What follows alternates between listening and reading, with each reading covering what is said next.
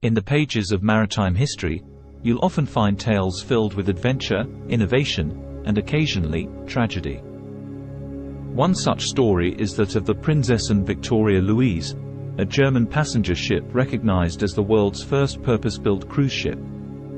It wasn't simply a ship. It was a symbol of luxury and ambition, of pioneering spirit, and, ultimately, a poignant reminder of human fallibility. The visionary behind this endeavor was Albert Ballon. In 1886, Ballon found himself in the ranks of HAPAG, the Hamburg-America line, and by 1899, he had worked his way up to the role of managing director. Ballon was a man of keen perception. He noted that the company's largest and flagship vessel, the Augusta Victoria, lay largely idle during the winter due to rough weather deterring travelers from the North Atlantic route.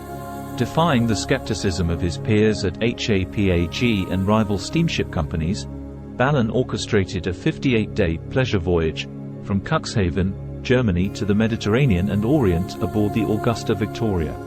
This cruise, filled with well-planned excursions ashore, was an unexpected success. With the taste of this success, Ballon saw potential in the industry. But there were challenges. The ships of the era, designed as ocean liners, were not equipped for leisure voyages. They lacked the necessary amenities and were built to withstand the brutal North Atlantic, not the gentler seas of the South. The multi-class structure also proved to be a disadvantage, providing limited and restrictive deck space. Ballon saw the need for a ship designed explicitly for cruising. Not long after becoming managing director, he commissioned Blohm & Voss in 1900 to construct such a ship.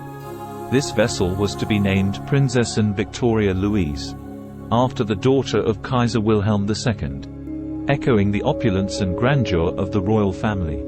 Prinzessin Victoria Luise broke the mold. She was designed more like a private yacht than a commercial vessel, with a sleek hull and elegant exterior.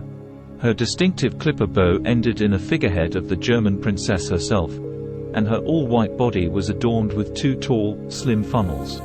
Step aboard the Prinzessin Victoria Luise, and you'd find 120 luxurious first-class cabins, a library, a gymnasium, and even a darkroom for amateur photographers were part of her onboard facilities. Her quadruple expansion steam engines pushed her steadily through the waves at 15 knots.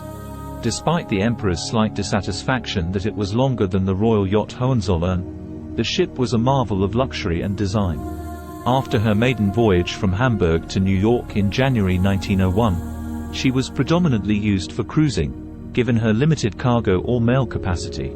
She traveled to various locations, from the West Indies to the Mediterranean and the Baltic. Even Prince Albert and his family were guests on the ship.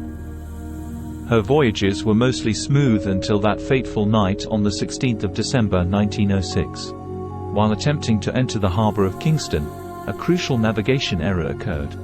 The lighthouse at Plum Point was mistaken for that at the westernmost point of Port Royal. Moving north at 14 knots, the ship hit the rocks at full tilt, grounding her irrevocably.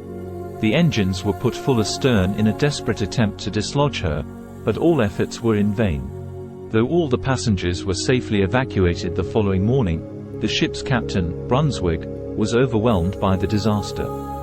He tragically retreated to his cabin and ended his own life, a painful reminder of the immense pressure and responsibility borne by those in command. Salvage operations began promptly, but the damage was insurmountable. Her frame and keel plates had suffered extensive structural damage. A storm and persistent wave buffeting worsened the situation, causing her to list sharply to port. With a heart-rending finality, Prinzessin Victoria Luise was declared a total loss on the 19th of December, and she sank in a seaquake in 1907. Her tragic end was a stark contrast to her grand beginnings. The Prinzessin Victoria Luise, named after royalty and the brainchild of an ambitious man, stood as the epitome of luxury and the nascent dream of cruising as a form of leisure. Her story is one of pioneering spirit, a tragic end, and a legacy that paved the way for future developments in the cruise industry. It's fascinating to think how the cruising industry has evolved from the solitary Prinzessin Victoria Luise to behemoths like the Royal Caribbean International's icon of the seas. This colossal ship stretches a staggering 365 meters long, almost 3 times the length of Prinzessin Victoria Luise, and weighs a projected 250,800 tons, like trying to keep 2 CN Towers afloat. This modern marvel can comfortably hold some 5,610 passengers and 2,350 crew members, symbolizing the dramatic advancements and evolution of cruising since the era of the Prinzessin Victoria Luise. Despite her tragic end, the legacy of Prinzessin Victoria Luise lives on in these modern-day leviathans of the sea.